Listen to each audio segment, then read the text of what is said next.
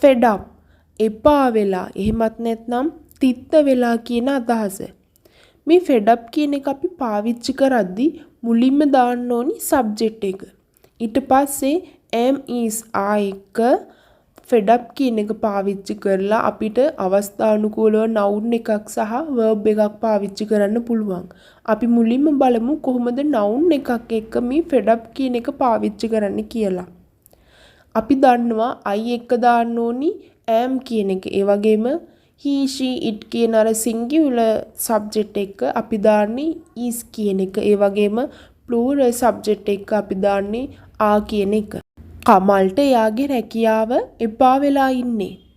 කාටද එපා වෙලා ඉන්නේ? කමල්ට තමයි. මොකක්ද එපා වෙලා තියෙන්නේ? එයාගේ රැකියාව. ඒක noun එකක්.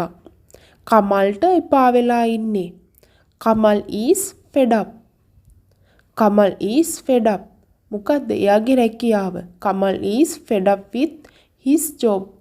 කමල්ට එයාගේ රැකියාව එපා වෙලා ඉන්නේ. Kamal is fed up with his job. මට ඔයාව එපා වෙලා ඉන්නේ. කාටද? මට තමයි එපා වෙලා ඉන්නේ. එතකොට I එක එන්න ඕනේ am කියන එක. මට ඔයාව එපා වෙලා. I am fed up with you. මට ඔයාව එපා වෙලා. I am fed up with you. ඊට පස්සේ අපි බලමු කොහොමද verb එකක් එක්ක පාවිච්චි කරන්න කියලා. මේ fed up කියන එක verb එකක් එක්ක පාවිච්චි කරද්දී අපි verb එක තියන්න ඕනි ing ස්වරූපේ. ඒ කියන්නේ verb එකේ මූලික ස්වරූපයට ing එකතු කරලා හදාගන්න අවස්ථාව. මට ඔයත් එක්ක කතා කරන්න එපා වෙලා ඉන්නේ. මට එපා වෙලා ඉන්නේ. I am fed up with. මොකද්ද? ඔයත් එක්ක කතා කරන එක. Talking with you. I am fed up with talking with you. මට ඔයත් එක්ක කතා කරන එක එපා වෙලා ඉන්නේ. මට එකම කෑම කාලා එපා වෙලා ඉන්නේ. මට එපා වෙලා ඉන්නේ. I am fed up with. එකම කෑම කාලා. Eating same foods. I am fed up with eating same foods. මට එකම කෑම කාලා එපා වෙලා ඉන්නේ. ඇයට ඇයගේ ගෙදර වැඩ කරන්න එපා වෙලා ඉන්නේ. කොහොමද කියන්නේ? ඇයට එපා වෙලා ඉන්නේ. She is fed up with. ගෙදර වැඩ කරන්න. Doing her homework. She is fed up with doing her homework. ඔවුන්ට ගෙදරදි සෙල්ලම් කරලා එපා වෙලා ඉන්නේ. ඔවුන්ට එපා වෙලා ඉන්නේ.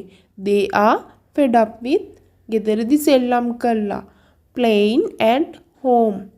They are fed up with playing at home. ඊට පස්සේ අපි බලමු මේ fed up කියන එක was එක කොහොමද පාවිච්චි කරන්න කියලා. ඉස්සෙල්ලාම අපි noun එකක් එක පාවිච්චි කරන හැටි ඉගෙන ගමු. මුලින්ම අපි දාන්න ඕනි subject එක. ඊට පස්සේ was කියන දෙකෙන් එකක්. ඊට පස්සේ එනවා fed up කියන එක සමග noun එක. මේ was කියන එකත් එක්ක පාවිච්චි කරද්දී was කියන එකත් එක්ක singular subject එකක් were කියන එකත් එක්ක plural subject එකක්. ඒ කියන්නේ බහුවචන පදයක් පාවිච්චි කරන්න ඕනේ. ඔහුට මගේ ආදරය එපා වෙලා තිබුණේ. අරක අපි මුලින් කිව්වේ එපා වෙලා ඉන්නවා කියලා. මෙතන එපා වෙලා තිබුණේ. මොකද හේතුව මොකද්ද? අපි මෙතන පාවිච්චි කරන්නේ was එක. ඔහුට මගේ ආදරය එපා වෙලා තිබුණේ. ඔහුට එපා වෙලා තිබුණා. He was fed up with. මගේ ආදරය with my love.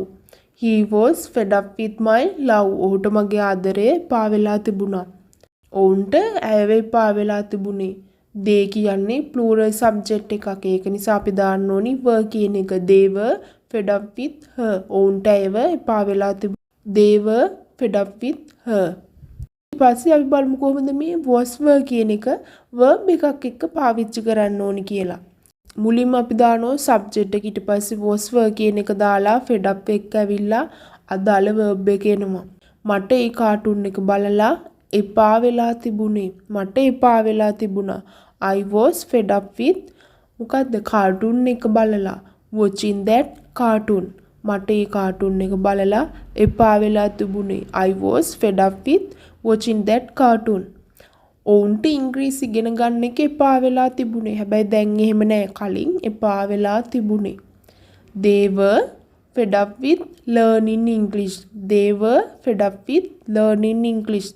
තාත්තට ඔහුගේ රැකියාව කරන්න එපා වෙලා තිබුණේ.